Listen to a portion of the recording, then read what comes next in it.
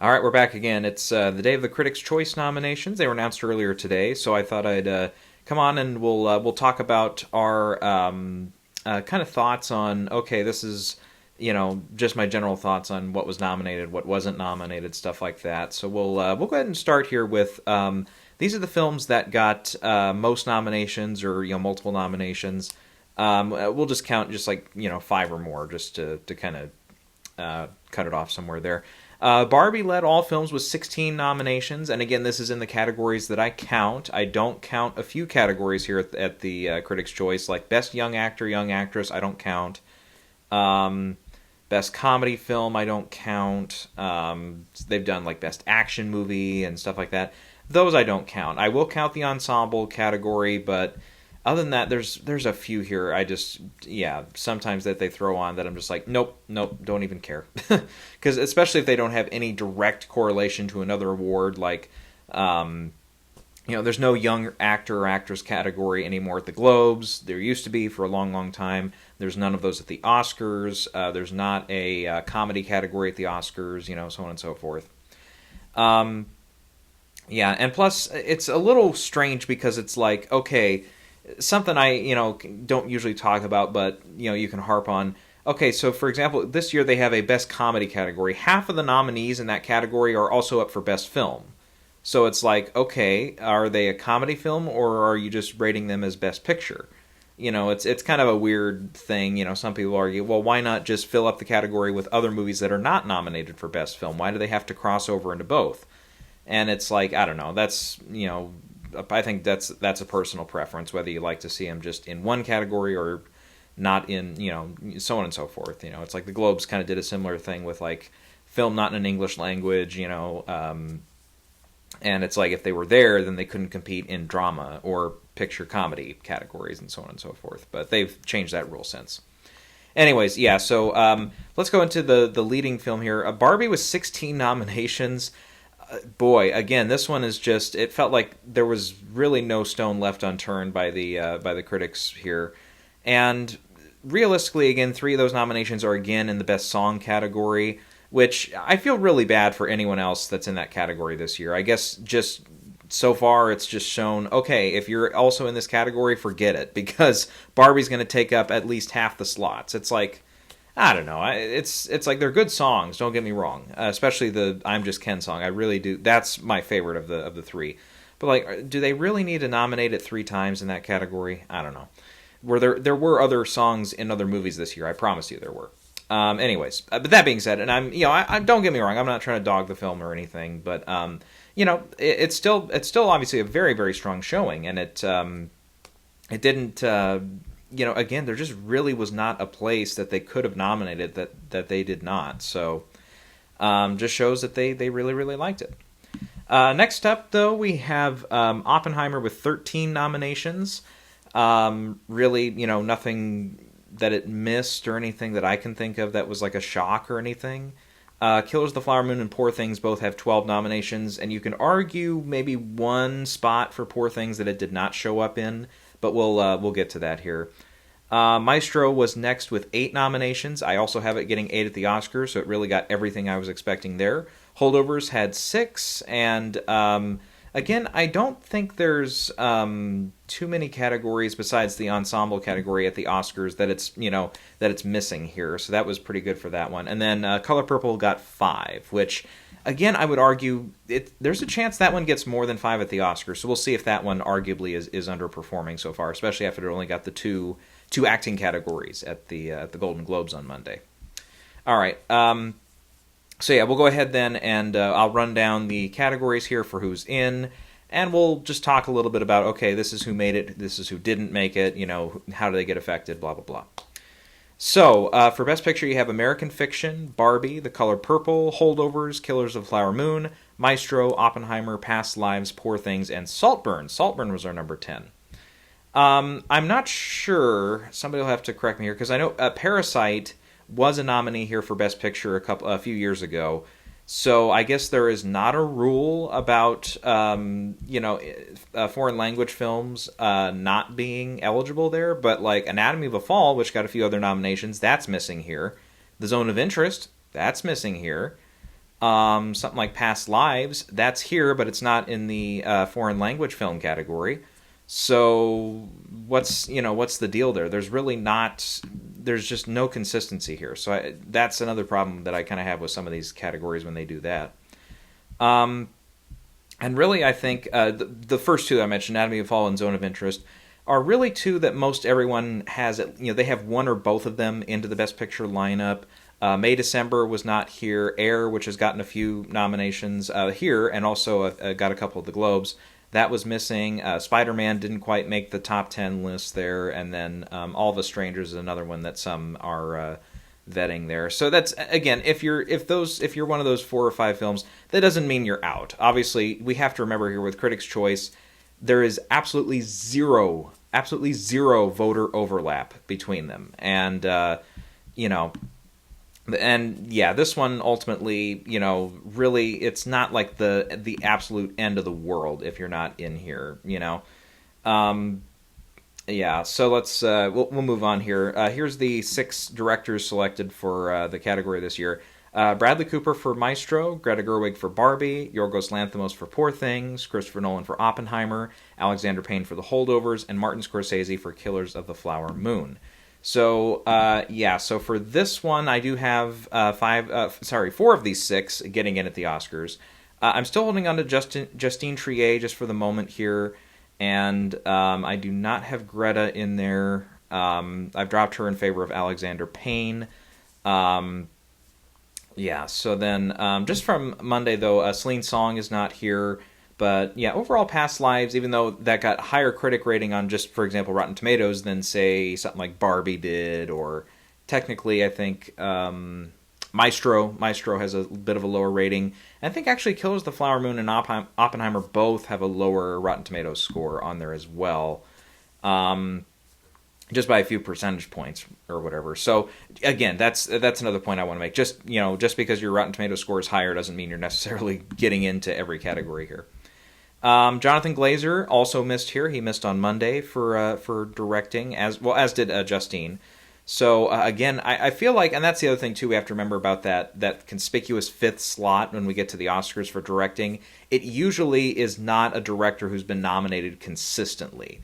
If we exclude, for example, Parasite, Bong Joon-ho, then really the rest of those directors, as I recall, they weren't consistently getting in, across the board there. Like Drive My Car, for example, that was not a nominee here. His name is not coming to my mind right now. He was not, a nominee here for Critics' Choice a couple of years ago. And they did, for whatever reason, they did 10 directors last year. Of those 10 directors, I'm just double checking here to make sure that he's not on there. But no, the guy who did, again, I'm forgetting it, Triangle of Sadness, he's not on there. He was not one of the 10 directors that were selected. So, as I recall, is it Hayazuki or no. I forgot his name, but DGA as well was another spot where both those directors missed. So just because they're missing so far, again, that does not mean that if you're voting, you're predicting them to get in, that doesn't mean you're wrong. It just, I feel like since we're seeing a pretty, consistent, link here between, okay, Cooper got in at both, Greta got in at both, Yorgos is in at both, Christopher Nolan's in at both, and Scorsese's in at both. You could surmise, okay, those are going to be your 5 at DGA, for example. Very well could be your 5 at DGA, but we'll see. We got, obviously, a few weeks before they announce those nominations. So a lot can happen between then. And, clearly, like we saw on Monday, Celine Song is also in contention here. Alexander Payne could take a slot. You could talk about possibly Cord Jefferson coming along if American Fiction goes over really, really well. Especially Cord Jefferson, don't forget, he's got a lot of history on the television side. He's done a few television projects as well as American Fiction this year. And the DGA, a lot of the voting block there, both for the winner and sometimes usually for the nominees as well, crosses over into television as well. So, coming from a television background or having some television in your background does not hurt you at all when it comes to DGA. So, Yeah. We'll move on to the Best Actor category. The 6 nominees here are Bradley Cooper for Maestro, Leonardo DiCaprio for Killers of the Flower Moon, Coleman Domingo for Rustin, Paul Giamatti, The Holdovers, Cillian Murphy for Oppenheimer, and Jeffrey Wright for American Fiction. And it does kind of feel like, okay, we're down to these 6 when it comes to determining who's in at the Oscars. And then let's not totally forget about Andrew Scott. He did get the nomination Monday at the Globes. That helped. Yeah, but, and we can mention Barry Keoghan got in at the Globes as well. Joaquin Phoenix got in, even though it was on the comedy side for Beau Is Not Afraid, but he's got Napoleon out, which is a more recent release, so I wouldn't say that one's, like, completely dead, but, and traditionally speaking, when you have an open slot at the Oscars, and it's more common, I think, in the supporting categories nowadays than it is in the lead categories, though you could argue Penelope Cruz a couple years ago, that was one that was, a case there. If there's an open slot, sometimes they will go with the previous winner if they've got a film out. So Joaquin, I feel like he's in that type of contention now, and if he gets in at, say, like BAFTA, that would help him, but if he misses at BAFTA, then yeah, it's going to be a lot harder to confidently predict him if he's going to steal a slot from, say, Jeffrey Wright or someone else there. But yeah, and again, I feel like with Rustin, the problem with that is, again, if it falls out of that song category, which so far it has not, and it comes down to, we only expected to get Coleman, that has been my issue from, really from like somewhere in like October, mid-October onwards. It's just been, that case. And I'm starting to get the feeling that could be a problem for Jodie Foster for her film. Potentially it could be a problem for Julianne Moore or Charles Melton for their film. If, it starts to look more like, okay, Melton could fall out, or if it looks more like possibly Julianne Moore could fall out of their respective categories. But so far, they've shown up on both lists, so we'll talk more about that one in a minute here. But for now, we're talking Best Actress. 6 nominees here are Lily Gladstone for Killers of the Flower Moon, Sandra Hüller for Anatomy of a Fall, Greta Lee for Past Lives, Carey Mulligan for Maestro, Margot Robbie for Barbie, and Emma Stone for Poor Things. And again, I feel like at the Oscars we've got a little bit more to work with here. I don't think it's just these 6. Fantasia missing here. That kind of hurts her, especially since her film overall didn't do exceedingly well here, and it didn't do, at what we were expecting it to do at the Globes either. The fact that one's not hitting, and particularly her performance is not hitting, that hurts. I would say, depending on how the film does at the box office, that might change my opinion. But for the moment, I early on at SAG, I said I'm not predicting Color Purple because it was such a late screener. And sometimes in those cases we've seen it, even though usually the nominations were announced, back in those days, like in around this time, it would be this week or early next week. So films I remember like The Post got hurt because it didn't get screened in time, and there was one or two other examples, but they're all escaping my mind right now. The Color Purple feels like the only one that's kind of eligible for that kind of reception this year, that kind of letdown at SAG, but we'll see. For now, though, her getting into Best Actress is looking a little less secure right now.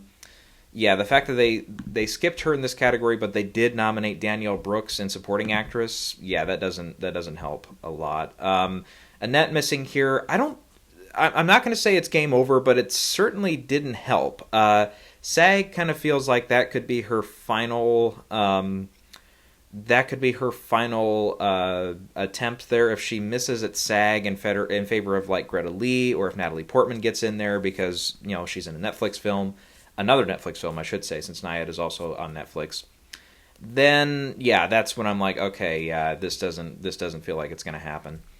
And again, particularly if, again, her co-star is getting nominated in the other acting category and Annette is getting passed over, again, that's not great. That's really not great. Yeah, let's see. Who else missed here? Yeah, Natalie Portman missing here, again, when her 2 co-stars are nominated, even though you could argue, the other 2, Julianne and Charles, are a little bit further up on the lists in their respective categories than Natalie is. It certainly doesn't help in that case as well. Kaylee Spaney, who was a nominee at the Globes, was missing here. Her film was recognized, though, in the makeup category. I thought it was makeup. It was makeup or score or something. It was down the list. Makeup, yep, okay. So again, I feel like if your film's getting recognized in other categories, but you're just missing, that's just not great. And especially at a place like this, the Critics' Choice, which if we're looking down the list here, I'm actually proud of them. They actually only stuck to six nominees in each category. There was not a tie in any of these categories or nothing like that. They didn't go with 8 nominees in like director and only 5 in adapted screenplay or shit like that, which they've done in the fucking past, which has absolutely pissed me off because it's like, just pick a number and stick with it. This year they finally did, so good on them. So they had wiggle room. They could have said, "Oh, we had a tie and Annette Bening is in," or "We had a tie and it's also Fantasia," or name maybe a couple, maybe both of them, or Natalie Portman or someone else, And it's like, yeah, the fact that they didn't do that, yeah, that doesn't help either. So again, I'm still gonna stick with my idea though about Margot missing here when we finally come down to the Oscars, because she's a producer on the film. They'll recognize her as a producer, even though Barbie is overperforming at this stage in the race. Again, that doesn't. I don't know if that's going to translate to the Oscars, because, and I don't know if it's 100% because of this, but there could be a little bit of a stigma when it comes to some of those snobbier voters at the Academy. Just a few of them just say, "I don't want to vote for Barbie," or "I didn't see Barbie because I don't want to see Barbie." Or you have some that'll say it's too much of a political film, or it's. I've heard it described, and it's been described this way. I don't know if it's been, if it's a positive or in a positive light or negative light, but oh God, what was the phrase? I already forgot it. It was on the top of my head, and then I lost it. A feminist manifesto. That's what they described it as. And it's like, okay, if there are certain voters in the Academy that are just not going to go for it, especially if they hear it described that way, I feel like that's going to hurt. Especially like Greta, I feel is very vulnerable in that directing category, just because that branch is just already kind of kooky, and they don't, even though she's a past nominee, that doesn't necessarily mean she's in. I mean, look at Denis Villeneuve a few years ago for Dune. Just because he'd been a past nominee in directing doesn't mean he got automatically a bid there in a film that consistently got nominated in other categories, like Barbie is, starting to look like it will. I don't know if it's a slam dunk, Barbie, for example, in like the cinematography category, even though it's there today. I don't know if it's necessarily a slam dunk in editing. It's not a slam dunk in score, so it could miss those 3 categories. I can't 100% tell you that all 3 of those songs are going to get in at the Oscars, where it's only 5 nominees. Even hair and makeup, I would say at this stage, it's like, okay, it could get in, but I'm really not 100% sure. Again, with that category, they're not, there's not a lot of heavy prosthetics in the film. At least not that I'm seeing. A lot of I think the reason why they nominated here for, eventually when we get to that category is for the actual like hairstylings and stuff. Which that category, again, at the Oscars, they've been more like, no, we're more into like the prosthetics, like the makeup side of the category name. So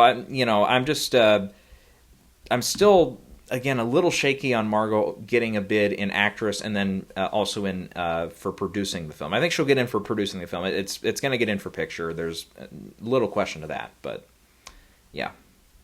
All right, I think we've talked enough about that one. Let's go to supporting actor. 6 nominees here are Sterling K. Brown for American Fiction, Robert De Niro, for Killers of the Flower Moon, Robert Downey Jr. for Oppenheimer, Ryan Gosling for Barbie, Charles Melton for May December, and Mark Ruffalo for Poor Things. So, Sterling K. Brown, I had in my predictions on Monday for the Globes, and he did not quite make it. So him showing up here is a really good sign that, the film is, his performance in particular, is still being looked at and still being considered. Dafoe, I don't think Dafoe's completely hurt by this. He's been nominated several times at the Oscars. It's, what's he up to? 4 times? Yeah, Platoon, Shadow of the Vampire, and then the Florida Project, of course, and then what was the Van Gogh movie he was in? I forgot the name of that one, but he kind of surprised us a little bit because he missed a few spots, and he still got the nomination there.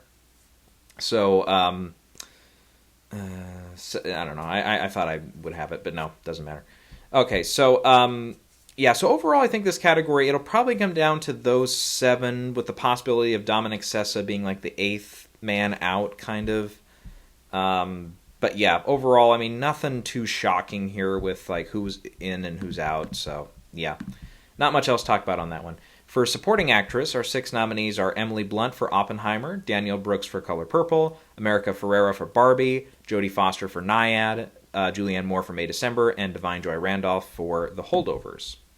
And yeah, America Ferrera is one I'm not, she's in the movie, she's got a couple scenes that it's like, okay, I can understand where that can be like an Oscar clip type scene, but I don't think it's a strong enough performance or a big enough role to get in. And don't get me wrong in that way. It's like, yeah, it's kind of a standard role for a while, and it's like, okay, it's got one or two little standout moments toward the end. And it's like, could get in, but I'm not going to predict it, not for the moment. Especially when you do have these 5. You got Taraji P. Henson, who has missed at both Globes and Critics' Choice. Penelope Cruz is also missed at both Critics' Choice and Globes as well. Rosamund Pike got in for the Globes for Saltburn. And her film got a couple nominations here today, including one kind of surprise one in picture there. So the fact that she did not show up again here, okay, that's like, okay, was that more just a Globes thing then? I mean, don't forget, she has been nominated a few times there. More so there than at the Oscars. I'd still say Viola Davis is still up in the air. She can still, for air. There was kind of a pun there. SAG is going to be her real good stand there. If she misses SAG, then I think she's totally out of it. But yeah, especially with Air kind of sticking around in like the screenplay category and getting a nomination for editing today. I feel like that's one. It's in the conversation enough. She's a past winner. Again, if there's a slot open here and they want to go with her over Jodie Foster, boom, I can see that happening. If they want to go with Taraji over Jodie Foster at the Oscars, boom, I can see that happening. And again, especially since Naiad is pretty vulnerable already, and with Annette Bening falling out, more so of the conversation over time here, yeah, that's going to hurt her, even though she is a past winner as well. It's falling into that trap of your film being only expected to get this one nomination in an acting category. Sometimes the actors won't save you. So let's see, is there anyone else floating around in here that we should mention? I don't think so. No. All right, so that's that one.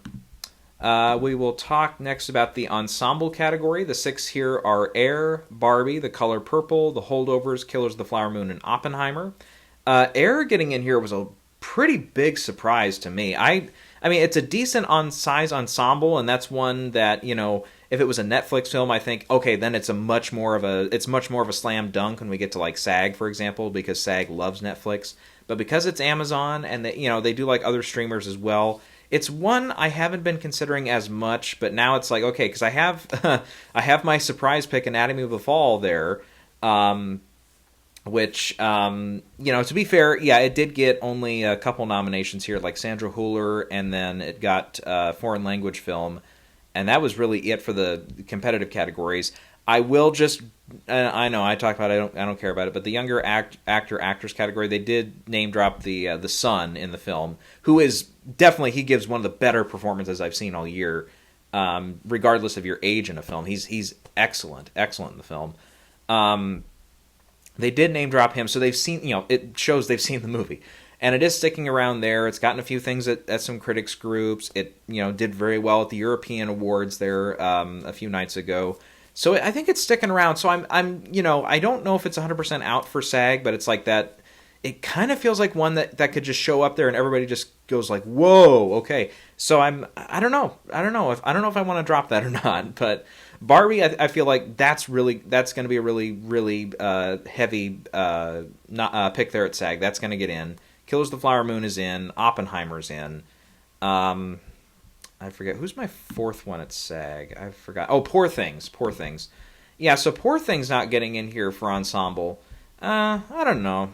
I feel like that's one that now seeing like Air get in over it, seeing the Holdovers get in over it, which the Holdovers for SAG, no, I'm just going to say no to that. I'm just going to have to get that one wrong if it does get in at SAG, because it's largely 3 people the whole movie. And it's just, SAG just traditionally does not go for that. Even when you have films like, what was the one? Beasts of No Nation, which only had 3 actors credited in the cast. It wasn't just those 3 actors in the movie. There were more people in the cast and stuff. So it just, again, with this one, it's going to be only those 3 credited. And there's a chance at SAG that all three of them get into their respective acting slots, so that kind of can feel like overkill a little bit. Now, you could argue, okay, well, they really overkilled last year with Banshees of Inisherin, and that's true, because really, if I remember right, at SAG, the credited cast members were the 4 who got in, and then maybe one other person. I'm gonna double check myself here. Whoops, hang on a minute. That's the wrong one. Here we go. Yeah, I want to see who was credited in the cast last year for Banshees, because I thought it was those 4 and then like one other person. No, it was just those 4. Okay.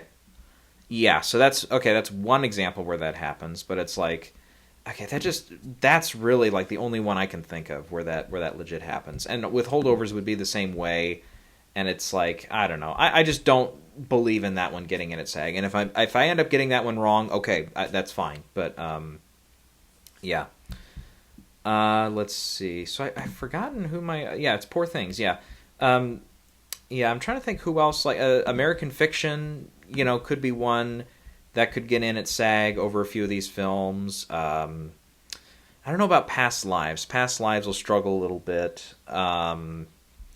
Maestro kind of feels like a two-hander between Carey Mulligan and Bradley Cooper. And again, I do recognize there's other people in the film, but I don't know if that one's going to do extremely well. May December, it's starting to look that one might be one that I might actually favor, along with Air. I might give them a little bit more consideration on that one. That's true. So we'll see. All right, we'll move on to the screenplay categories here. An original screenplay, your nominees are May December, Air, Maestro, Barbie, The Holdovers, and Past Lives. And at the Oscars, again, we're just going to have to wait for that ruling by the Academy there on whether they want to put Barbie into original or adapted. Again, my money on at the moment is it's going to end up in adapted. So that'll leave a slot for something like Anatomy of a Fall, which is kind of conspicuously missing here. I can understand it maybe not getting it at the Globes, but here, I really don't know why they're not picking it here. I don't know. I mean, like Air, it's a good script, but, over Anatomy of a Fall, I don't know. May December, though, again, sometimes with, oh, geez, I've been saying his name all week. The guy who directed it. Fuck me, I can't think of it. What's his name? Todd Haynes. There you go. I had to look it up. With Todd Haynes, sometimes his movies do a little better in that writing category than they do in other ones. So I can understand. I can see a scenario where May December gets in to this one, in favor of something else. But yeah, I feel like Saltburn is not totally out of this one either. So yeah, we'll just kind of hold our breath on that one for a while. On the adapted side, your nominees are You There, God, It's Me, Margaret, All of Us Strangers, American Fiction, Poor Things, Oppenheimer, and Killers of the Flower Moon. So Zone of Interest is the one I have in here at the Oscars. That feels like that's the one that Barbie's going to replace when that inevitably happens. Yeah, and I feel like after that, originally this category I thought would be much more competitive, but yeah, after that it feels like it's kind of dead after that. There's actually a little bit more suspense in that original category this year than there is in adapted. So I know that was an early call for me, but that one ended up being wrong. Let's get into the tech categories here. We'll talk a little bit about them. In the cinematography category, you've got Maestro, Barbie, Killers of the Flower Moon, Poor Things, Saltburn, and Oppenheimer. Let's see here. I believe I have 4 of those 5 in. I have the color purple in there for right now for that 5th slot. The Zone of Interest is another one here that's missing that, just overall showed, even though, again, that one's in the upper 90s on Rotten Tomatoes, that one didn't do extremely well here today. Yeah, I feel like that one is definitely a possibility in that category as well. But after that, yeah, we're probably down to those in those categories there. Film editing, nominees here are Air, Barbie, Oppenheimer, Poor Things, Killers of the Flower Moon, and Maestro. And again, I feel like I've got majority of those. I do have the holdovers in there right now for my 5th slot for editing in favor of Barbie. I did have Anatomy of a Fall here for a minute, but I've dropped that one. Ferrari is a possibility here. Ferrari got absolutely nothing today. American Fiction, I still say, is a possibility here as well. But Air, I mean, Air makes sense. Air makes sense. It is William Goldenberg, who's a winner here. He worked with Ben Affleck and won an Oscar for Argo, so makes sense. Makes sense. Yeah. Let's move on to the design categories here. Costume design, you've got Barbie, Wonka, The Color Purple, Poor Things, Killers of the Flower Moon, and Napoleon getting in. The one disagreement I have there, I do have Oppenheimer getting one of those slots. I just, again, it feels like one of those, like Everything Everywhere All at Once. It's one of those the guild will just, the branch, the Academy. Yeah, they'll say, yeah, we liked Oppenheimer. Let's just put it in. So it still feels like one of those that could happen. Though, obviously the other ones make sense. Clearly, Wonka has some of the more creative costumes and stuff with its setting. In part of it being fantasy, the other bit being a little bit of a period piece. Napoleon makes sense, all the war uniforms and everything there. Let's see. Maestro, maybe. We'll see. Priscilla, I think, is still hanging around there. And we'll see if something like Chevalier, if that one gets a slot, say, at the Guild and makes the short list, okay, that could be a sneaky kind of dark horse contender here in this category. Production design nominees are Saltburn, Oppenheimer, Killers of the Flower Moon, Barbie, Poor Things, and Asteroid City. Asteroid City was a little bit of a, oh yeah. It's like, oh yeah, that one came out this year. Yeah, that one, the fact that it got nothing from the Globes, which have, Wes Anderson is, not an automatic nominee there for a lot of his films for, like, everything. Some of them, like Score, has gotten in before, and I think, if I remember right, French Dispatch got a Score nomination there, but yeah, the fact that it got nothing on Monday, yeah, that's like, oh yeah, I guess they just forgot about it. But yeah, I feel like with that one, it's like, okay, yeah, you got Saltburn, which, I don't know, I feel like The Color Purple feels like it's probably going to get in over Saltburn there. Napoleon would make sense to get in over it. Wonka would make a little sense to get in over it. Even Maestro, I think, is one I would keep a better eye out here for production design. Next up would be the music categories here. Best score, you got Poor Things, Society of the Snow, Oppenheimer, Spider-Man Across the Spider-Verse, Killers of the Flower Moon, and Barbie. And of those, I've only got like a couple here at the Oscars. I've got Killers of the Flower Moon, I've got Oppenheimer, I've got Poor Things, and I've got Spider-Man in there. So I actually do have 4 of the 5. I have the Zone of Interest in there. In my technically my 4th slot, I have Spider-Man below it there. Elemental, so Thomas Newman missing at the Globes for animated, not a huge deal. Him missing here when you got 6 nominees, okay, yeah, that means Elemental is not really. I don't know how because I was a little shaky on it. I didn't put it in right away, because normally if it's Thomas Newman, boom, you just put him in, because he's like a 16-time nominee or something. But not this time. No. I feel like with this one, it's not really going to be considered too heavily outside of animated feature, and it kind of makes sense there. With The Color Purple, that's been one that some people have said is going to get in, but again, I feel like, the music from the actual Broadway show that's going to come over and stuff, I'm not sure how much original material is added onto that in addition, but yeah, sometimes those really do struggle to get in. There's actually one I do want to spot here. It's not really been considered too much, but I just saw it on Monday, catching up with the film, and that's Past Lives. The score for Past Lives is actually kind of memorable. I wouldn't be shocked if that one makes the short list. I would actually not be surprised if it gets in over Spider-Man, or if it gets in over maybe Poor Things. Now, Poor Things, I feel like it'll be fine here, because, again, it's another one of those films this year where I feel like all the branches really, it's just generally one the Academy's going to go for. So it feels like, oh yeah, just put Poor Things in there.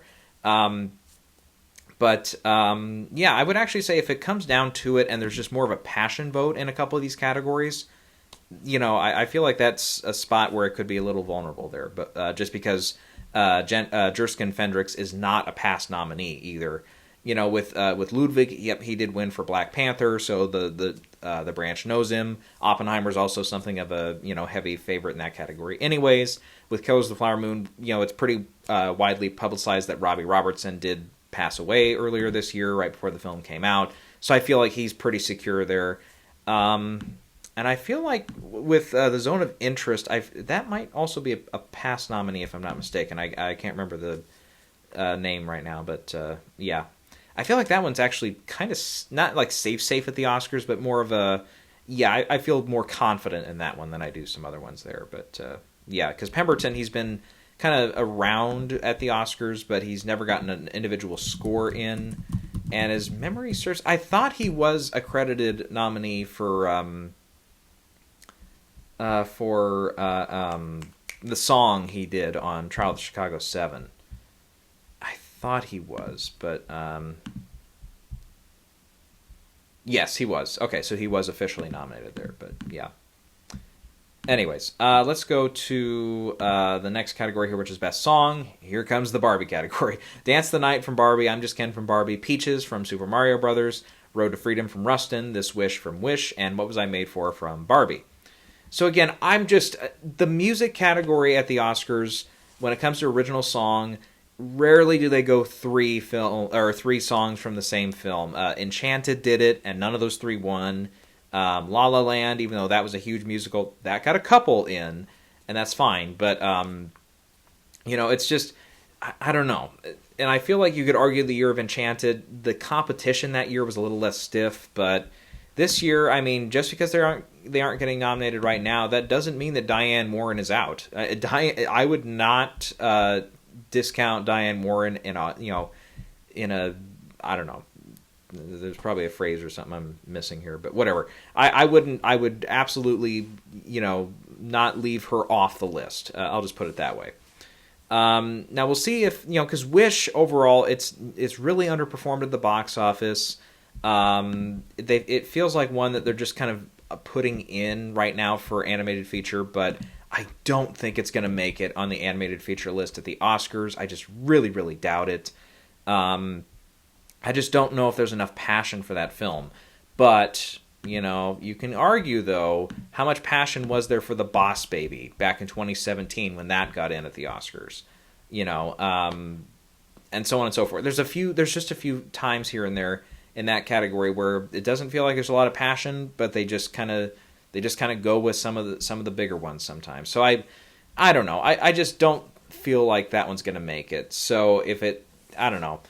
If Frozen 2 just can't get anything other than song, I don't know. Yeah. I don't know. We'll have to see. Because, again, you got that, the 80 for Brady and the Flaming Hot song, both from Diane Warren.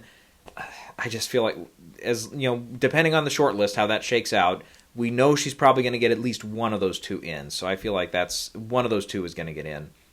But yeah, good for Super Mario Brothers for sticking around though. We got both a Globe nomination and a Critics' Choice nomination here for song, and yeah, Rustin is sticking around. All right, let's move on to what's the next category here? Makeup, yeah, makeup and hairstyling. And the nominees here at Critics' Choice are Barbie, The Color Purple, Maestro, Oppenheimer, Poor Things, and Priscilla. Now with this category, I feel like I've got quite a few different ones here at the Oscars. I've got Maestro, I've got Oppenheimer, Poor Things, Guardians of the Galaxy Volume 3, and Ferrari. And I feel like those top three are a little more safe. With Guardians, it's one that feels like it could get in. Color Purple is one I haven't really been considering that much. Again, having not seen it yet, it hasn't opened yet. I'm not sure how much if there's any heavy prosthetics in the film, or if it's, again, that could be more just the hairstyling side of it. I would say also in this category, it's really going to depend too on what makes the short list here in a little over a week. It's I believe the 21st. It's next Thursday that we get the short list announced on several categories, including this one. And that's really going to determine it, because if something like Oppenheimer or Poor Things is just missing for no good reason, okay, then we've got, a shot for some of the nominees here today, like Priscilla, I would say. Priscilla looks like one that maybe we weren't really 100% considering in this category. That one would kind of make sense. As I understand it, it is a film where you kind of go through time a little bit, so you do see a little change in the characters there.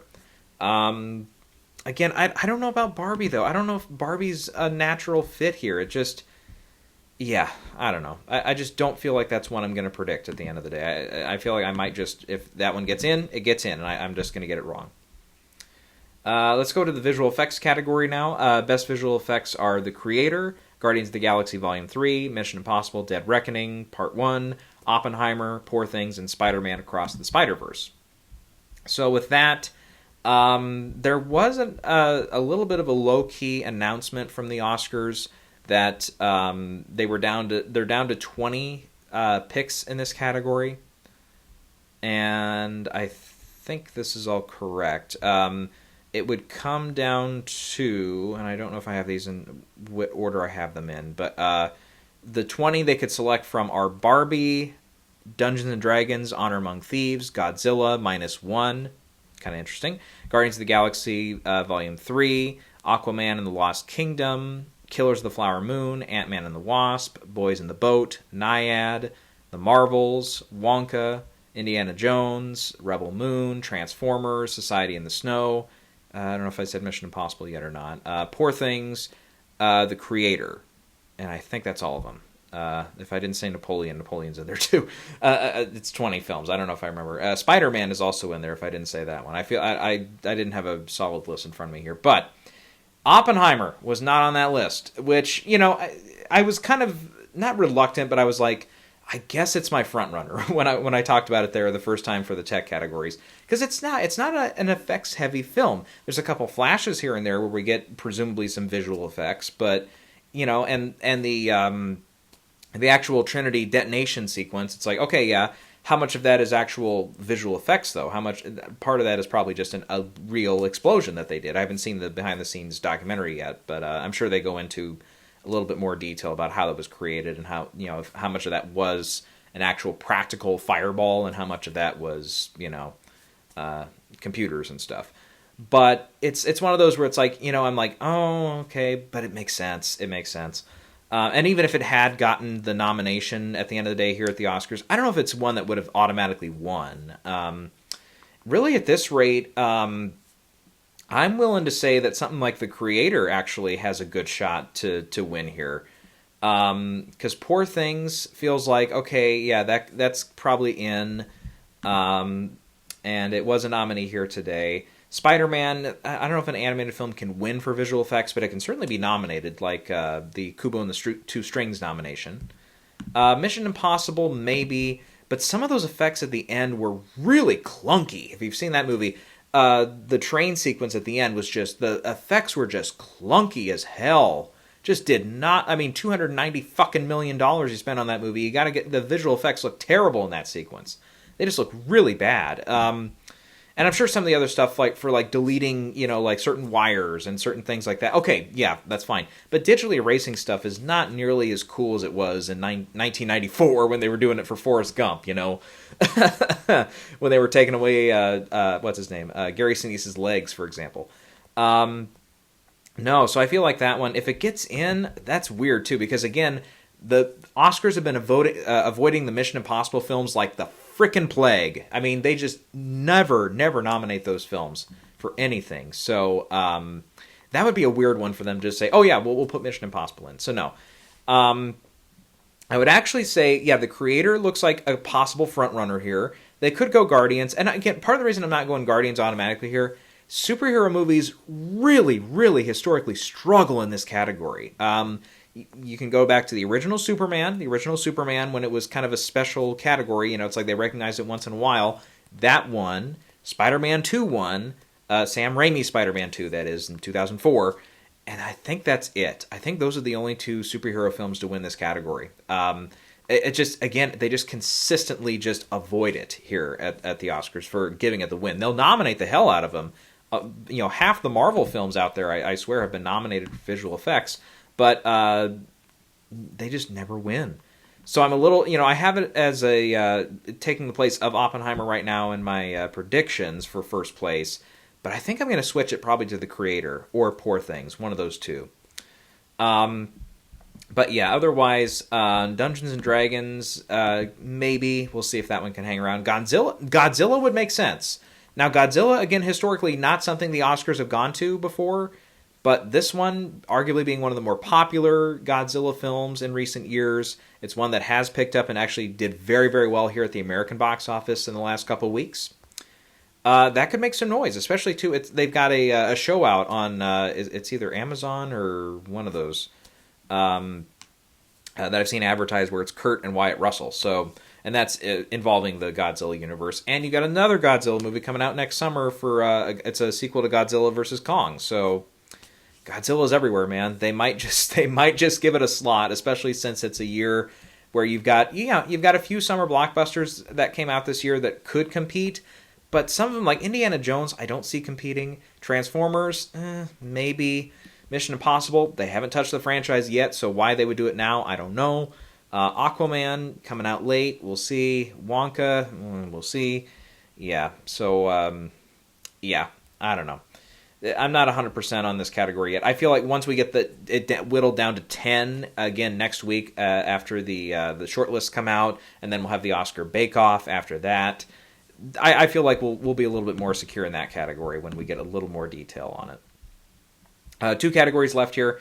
Animated feature, you've got The Boy and the Heron, Elemental, Nimona, or is it Nimona? Haven't heard that one pronounced very often.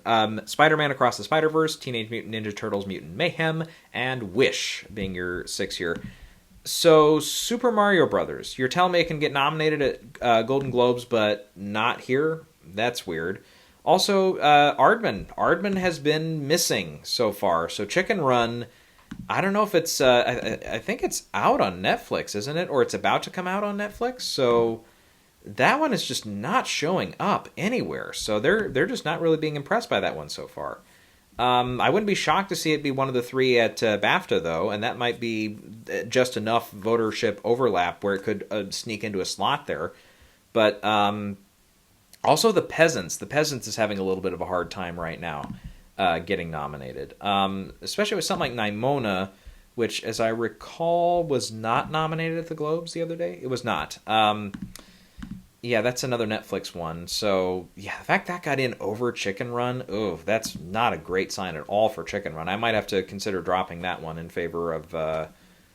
hell, I would hate to do it, but I'd have to put in Wish, or I'd have to put in Super Mario, I think, for that fifth slot. Because I'm going to hold on to Elemental for the moment. Pixar obviously has historically done extremely well in this category, so I don't see that one dropping necessarily yet. I have it in my fifth slot, but again, I probably have to rearrange these a little bit here. Teenage Mutant Ninja Turtles, again, we'll see. I don't know how much overall passion there is for that film. It did okay, it did just fine at the box office. Critics enjoyed it, but I don't know if I'm willing to go with that one as one of the five. And then I don't have official nominations yet for foreign language film, but I should probably do that after the... I'll do it after the shortlists come out here next week. But you've got the 6 here are Anatomy of a Fall, speaking of which, Godzilla -1, Perfect Days, Society of the Snow, The Taste of Things, and The Zone of Interest. Yeah, so for this one, again, the German film, the Teacher's Lounge has just been... absolutely absent so far. That's not a great sign. I would actually not be... now it's like, okay, if that one misses the shortlist, now it's going to look a little less surprising. But yeah, Society of the Snow, I believe, is eligible. So that was entered by Spain. So especially with that one coming from J.A. Bayona, that's the one I was thinking of the other day, by the way. I think I was talking about that in the Globe's predictions, and I couldn't remember the name of the film. That's the one, obviously. Godzilla -1 is not eligible there at the Oscars. We know we're not going to see that one again. But Perfect Days could stick around. We know Zone of Interest is probably in. Society of the Snow, maybe. Taste of Things feels like, since that's the official French entry, that's probably in. Yeah. So, yeah, I feel like the one from Italy, Il Capitano or something, that got in at the Globes the other day, the one that I heard it and I was like, I don't know what the hell that is. Actually, let me pull that one up just to make sure I have the title right. Because it's Il something. Il Capitano, yeah, that's it. Okay, good. Got it right this time.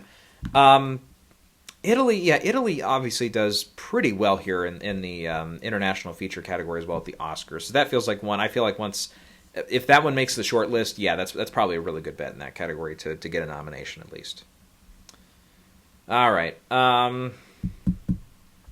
Yeah, I feel like that's probably about it for the Critics' Choice here. So yeah, a few things to mull over at the Oscars, and a few changes we might have to make, but yeah, we'll see. Oh yeah, since I talked about it a little bit there on Monday, I did see caught up with Past Lives. I felt that was one I felt like I needed to see. So I had a little bit of time Monday, so I got to that, and I really really like the movie. It really has some really nice emotional beats to it. Even early on in the film, it's like they really, I mean, right away they kind of pull you in with the story and with the connection between these two kids, and right away the cinematography, the way it's shot, it's really beautiful. There's one particular sequence which is really quick, part of a montage, where it's like they're kind of hiding in sculptures and stuff as kids, and it's like, oh, it just really really gets a little bit of a tug on your sleeve moment there, where you're like, oh, this is really cute. And yeah, and then it goes from there. And I have a particular friend who's overseas that we talk once in a while. So part of the story did appeal to me in that way. So that was fun to see that relationship go. And the way where it kind of, the break that kind of happens, I don't know if that's a giveaway for the film or not, but the break that kind of happens in the film close to halfway through, it feels natural. It feels like stuff that just happens. It really, this film really did strike a chord with me in that way. And I felt like, particularly Greta Lee, her performance was really, really strong here. She did a really good job. And the other actor who is her friend, I don't think I've seen him in anything.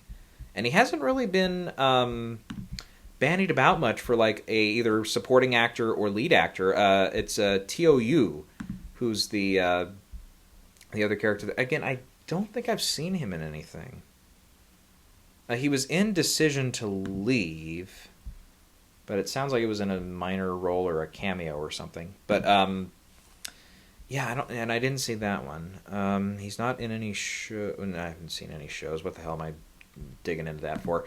No, so he does a good job as well. And John Magaro, who plays the other love interest to Greta Lee, he's pretty good. He gets a couple moments. I understand why he maybe is not as front of mind anymore for that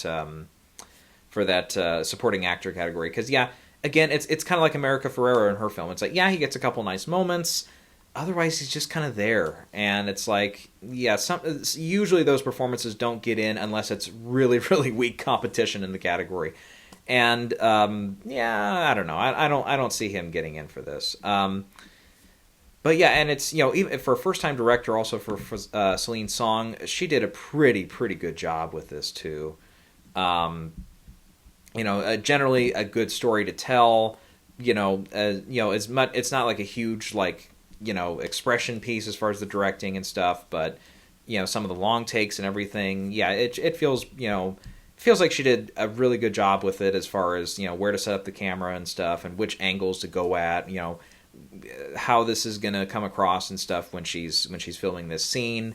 That would make it more emotional, or that would make it more let's focus on this, like particularly the last scene, which is kind of a long, long take scene. That's a choice that, some directors probably would pass on. They'd probably do more, push-ins and more close-ups and more, let's get this kind of thing. So that's, for her not to do that and instead do the route she did, I feel like that's something that maybe the director's branch could recognize. I would, I'm not saying, because for those of you who've been with me for a while, it feels like every few years there's a film that comes out where I just kind of sit back, and it's like, it's not a film that's really up there for like the directing category, but I just get like this otherworldly, like supernatural feeling. I'm like, that's getting in for directing. I've done it. To recap, it's Foxcatcher I had that feeling on, Room I had that feeling on, I had that kind of feeling a little bit with Hacksaw Ridge. And with this, I feel like it's close. I kind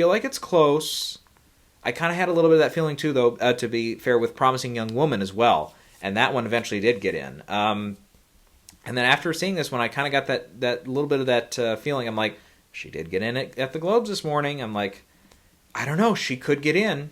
I would say she's I don't know, because in that category at the Oscars, again, let me bring that up just so I tell you who's in at the moment. And I don't think I've made any changes since.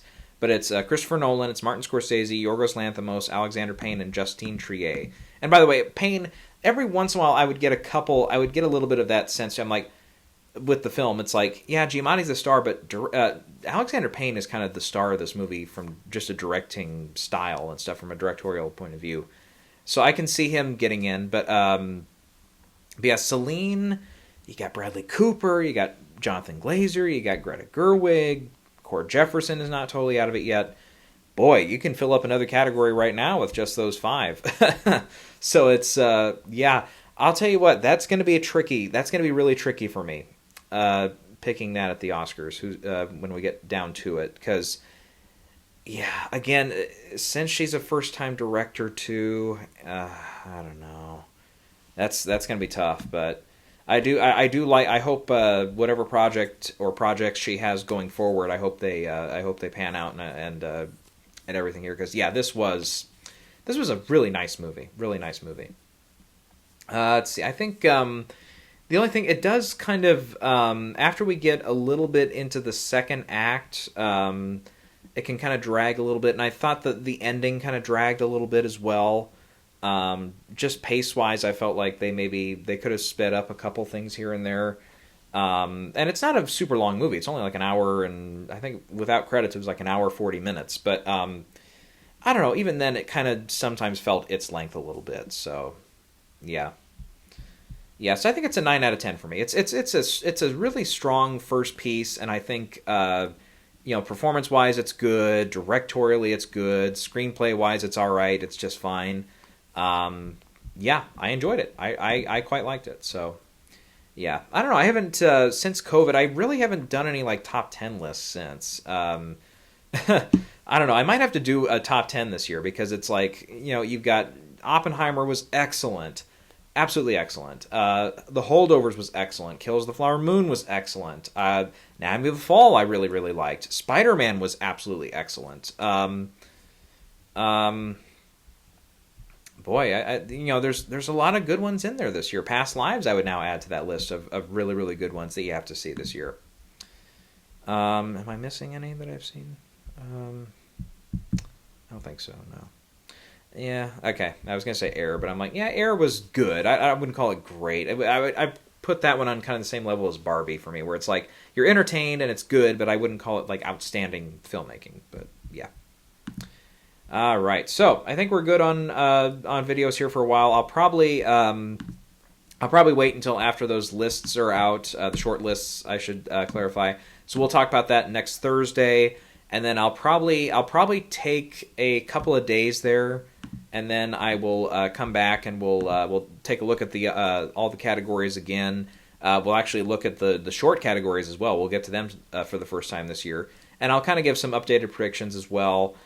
We might also peek as we get closer to the holidays. Maybe another look at SAG, where we're thinking there. BAFTA will release their short lists late December, early January. So we'll talk about BAFTA finally. And with them, especially with their kooky voting rules in the last few years, I feel like it's pointless. It's pointless at this time to take a stab and try to predict what's going to get into BAFTA, because we just don't know. And we don't know how their voting rules are going to change this year. Because there's been projected changes that they're going to make. So I just forget about BAFTA until after the shortlists are out. Then we can talk BAFTA all we want. But yep. Okay. All right. And then probably we'll get to some guild predictions as well when those come closer too. Like especially not writers. They're out. Producers and Directors Guild especially. Yeah, we'll get to them. But all right. That's all I got for right now.